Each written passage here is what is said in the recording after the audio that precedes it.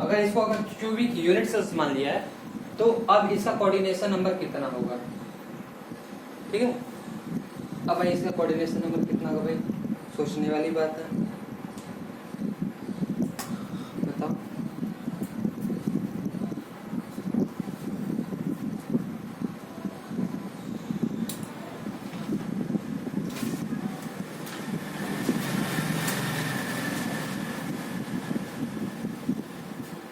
देखो ये स्फीयर है, तो जाहिर सी बात है स्फीयर का कुछ ना कुछ सेंटर होगा ही, कोई ना कोई सेंटर मानते हैं।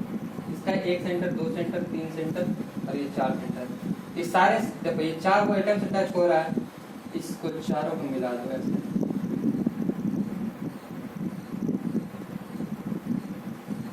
ये कुछ स्क्वायर टाइप का फिगर बन गया।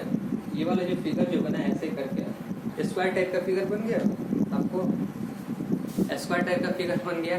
सॉरी मस्कीटो बहुत ज्यादा ये है, थोड़ा बहुत एक्चुअली छिड़काव वगैरह नहीं हुआ है जिसकी चलते। चलिए देखिए, तो ये स्क्वायर टाइप का हो गया आपका, ठीक है। आई होप दैट केवल आप बहुत अच्छे तरीके से आप लोग समझ में आ रहा है कि ये स्क्वायर कैसे हो गया, ठीक है। और इसका कोऑर्डिनेशन नंबर कितना होता है आप लोग पोस्ट करके बता दीजिए, ठीक है, मेरे बताने से पहले। देखिए यह एक लैटिस है, इसको मैंने क्या बोला था कि कोऑर्डिनेशन नंबर किसे कहते हैं। इसका कोऑर्डिनेशन नंबर अगर मैं आप लोग से पूछ रहा हूँ तो आप लोग क्या बता दो, कैसे बताओ कि नियरेस्ट एटम को कितने एटम टच कर रहे हैं, ठीक है। यानी एक एटम, दो एटम, तीन एटम, चार एटम, चार एटम टच कर रहे हैं ना। तो जब यहाँ पे चार एटम जब टच कर रहे हैं तो इसका कोऑर्डिनेशन नंबर कितना होगा बताओ, 4 ही हो जाएगा, ठीक है। इसका कोऑर्डिनेशन नंबर कितना होगा, 4 होगा, ठीक है। आई होप आप लोगों को बहुत बढ़िया तरीके से समझ में आ रहा है। हमें तो खुद पढ़ाने में मजा आता है, ठीक है।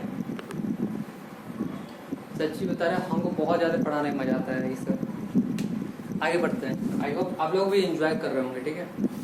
और उसका फिर हम लोग बढ़ते हैं, यहाँ पे लिखा गया है आगे, ये तो 2 डायमेंशन का था ना।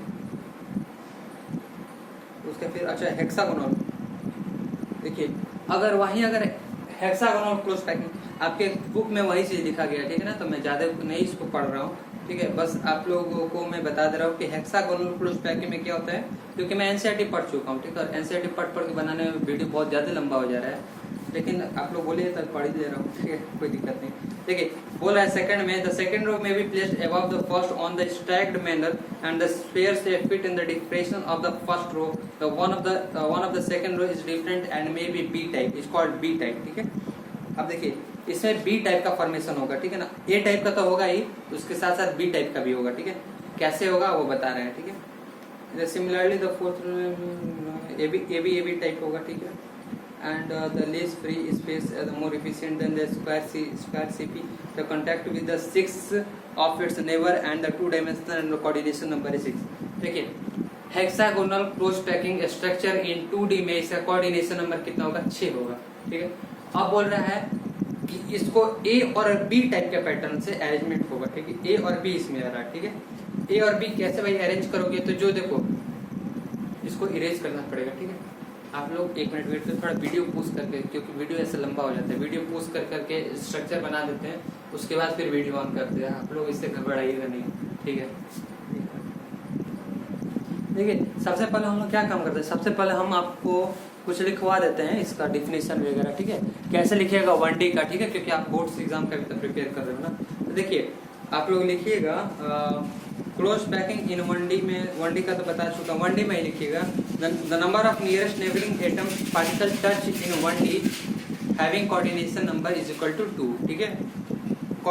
उसका फिर सेकंड में लिखिएगा the 2D close packing structure has been generated by stacking के ब्रैकेट में लिखिएगा, यानी placing a row of the close packed sphere, ठीक है। स्टैकिंग का मतलब होता है कि एक के ऊपर एक रख देना, ठीक है। ऐसा नहीं बोला जाता है कि stacking of the row of the sacks, मतलब बोर्डों का मतलब स्टैकिंग करना, यानी एक के ऊपर एक रखा हुआ, ठीक है, एक के ऊपर एक रखना, ठीक है। स्टैकिंग द सैक्स वन अनदर, ठीक है, अबव द अदर, ठीक है। उसके बाद बोल रहा है कि this can be done in 2 ways, ठीक है ना। यह 2 तरीके से ये क्या कहलाता है, close packing structure in 2D होता है। कौन कौन सा 2 तरीका होता है, एक तो होता है स्क्वायर क्लोज पैकिंग और दूसरा होता है हेक्सागोनल क्लोज पैकिंग स्ट्रक्चर, ठीक है।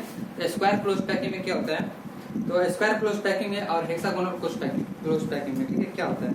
देखिए स्क्वायर क्लोज पैकिंग का पहला लिखिएगा, इसका आ गया 2D स्क्वायर क्लोज पैकिंग जो होता है इसका, ये जो बताया, ठीक है। स्क्वायर क्लोज पैकिंग में लिखिएगा पहला पॉइंट इसका है, पहला पॉइंट है the second row may be placed in contact with first one such that the sphere of second row are exactly above those of the first row, ठीक है, ठीक है।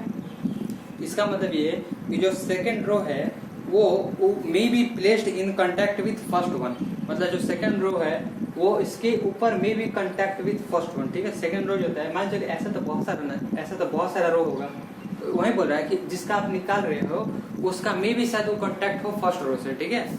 उसके बाद फिर बोल रहा है अगर आप उसके बाद second the sphere of the two row are aligned horizontally as well as vertically. यहाँ पे ये बोल रहा है कि जो स्फीयर जो होता है यह अलाइंड कैसे होता है, ये हॉरिजॉन्टली भी होता है और वर्टिकली भी होता है, ठीक है। ये हॉरिजॉन्टल में भी जाता है और वर्टिकल में भी जाता है, वही सेम चीज थी आप लोग को लिखवा दिया हूँ, ठीक है।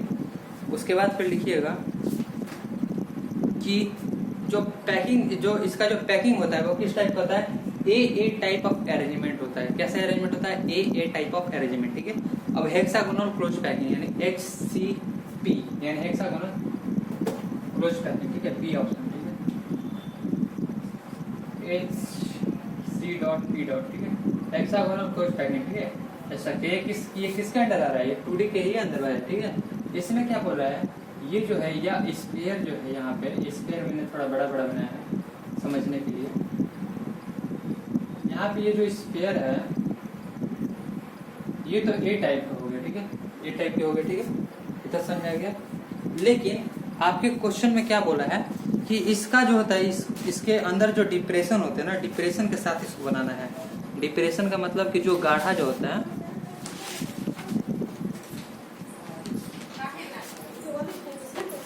देखिए ये जो डिप्रेशन क्या हो गया, जैसे मान चलिए यहाँ पे बी टाइप हो गई, ये वाला बी टाइप हो गया, ठीक है। सॉरी ये थोड़ा सा गड़बड़ बन गया,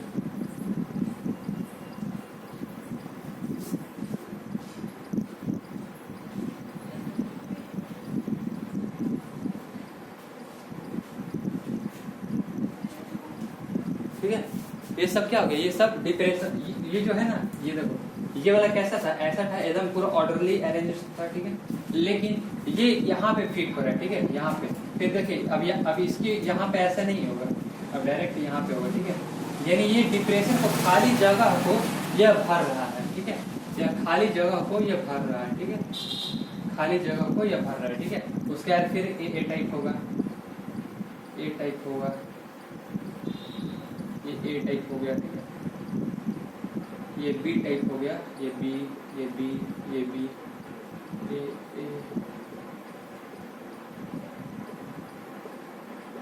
ठीक है, ठीक है। देखिए मतलब ऐसे चलते रहेगा, ठीक है ना, ऐसा कोई दिक्कत नहीं, ठीक। अब देखिए यहाँ पे डिप्रेशन होता है, डिप्रेशन आप लोग को समझ में आ गया कि इसके दोनों के बीच में जो गैप आ रहा था उसको भर रहा है। पहले ऐसा नहीं था, ये एक के नीचे एक आ रहा था लेयर रूप में, लेकिन ये डिप्रेशन को फिल करने के लिए, तो इसका जो अरेंजमेंट हो गया ये ए बी हो गया, A B A B A B ऐसे करके चलते जाएगा, ठीक है ना, ऐसे करके चलता जाएगा, ठीक है। सॉरी, अब देखो ये हेक्सागोनल क्लोज पैकिंग है। हेक्सा का मतलब क्या होता है ये बताओ, हेक्सा मतलब क्या होता है, 6 होता है ना। तो इसका कोऑर्डिनेशन नंबर ये खुद चीख के बोल रहा है कि मेरा जो कोऑर्डिनेशन नंबर है, माय कोऑर्डिनेशन नंबर इज 6, है ना। अब देखो मान के चलो किसी को क्या काम करो, इसको लैटिस मान लो, ठीक है ना। अगर हमको इस एटम का कोऑर्डिनेशन नंबर निकालना है हेक्सागोनल क्लोज पैकिंग स्ट्रक्चर में, ठीक है, इस एटम, तो देखो ये स्फीयर है, इसको मिटा देते हैं आप, एक और यहाँ पे बना देते हैं, क्या उधर तो जगह ही नहीं है।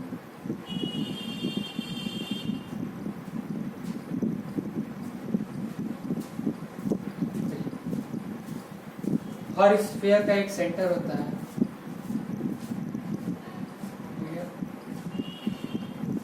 हर स्फीयर का एक सेंटर जरूर होता है ना।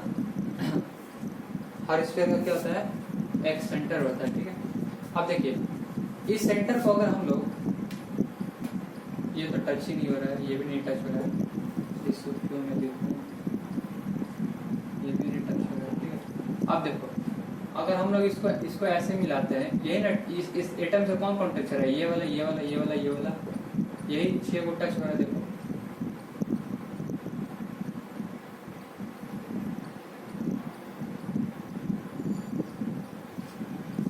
तो ये कुछ क्या करता है, हेक्सागोनल स्ट्रक्चर है, 6 को इसका एजेस है, 6 को इसके, ये टोटल कितने सेल्स है, ये स्फीयर टोटल कितने हैं, 6 है, टोटल 6 स्फीयर जो होता है ना, एक एटम को टच कर रहे हैं, ये एक एटम को टच करने वाले कितने स्फीयर, टोटल 6 है, 1 2 3 4 5 6 है ना, 1 इधर 1 हो गया, 2 हो गया, 3 हो गया, 5 4 हो गया, 5 हो गया, 6 हो गया, ठीक है। और ये एटम कितना है, एक एटम है, ठीक है। तो इसका कोऑर्डिनेशन नंबर आप लोग खुद बताइए, इसका कोऑर्डिनेशन नंबर कितना हो जाएगा, इसका कोऑर्डिनेशन नंबर हो जाएगा वो 6 हो जाएगा, ठीक है।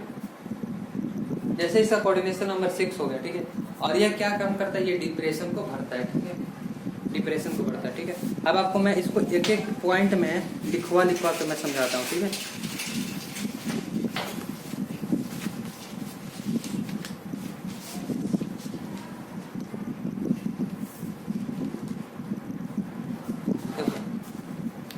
लिखिए, पहला लिखिए, the second row may be placed in contact with the first one such that the sphere of the first row fit in the depression of the sphere of the second row fit in the depression of the first row, ठीक है।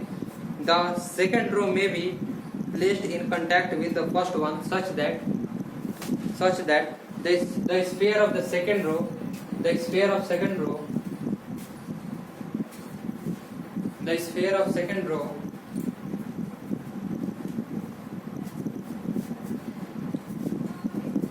the sphere of second row fit in the depression of the first row, ठीक है। Fit in the depression of the first row, मतलब जो sphere जो होता है second row का, ये इस डिप्रेशन में फिट हो रहा है, किसके, फर्स्ट रो के डिप्रेशन के, ये सेकेंड रो जो होता है ये फिट कर रहा है, ठीक है। ये पहला पॉइंट हो गया, ठीक है, ठीक है। उसके बाद फिर आगे बढ़ते हैं, आगे क्या है, आगे लिखिएगा, the sphere of second row, ठीक है, the sphere of the two row, ऐसे लिखिए, the sphere of the two row, second row नहीं, the sphere of the two row are aligned diagonally, देखिए अलाइन्ड डायगोनली, ठीक है। देखो आप लोगों को कुछ लग रहा है ऐसा कि मान के चलिए, अगर ये ऐसा यहाँ पे स्फीयर है, ये कैसे, ये डायगोनली ऐसे हो रहा है, इसका तो पूरा पॉइंट होगा, ऐसे डायगोनली इसका होगा, ठीक है। कुछ तक आगे बढ़ता जाएगा, बहुत सारा तरीका है ऐसे।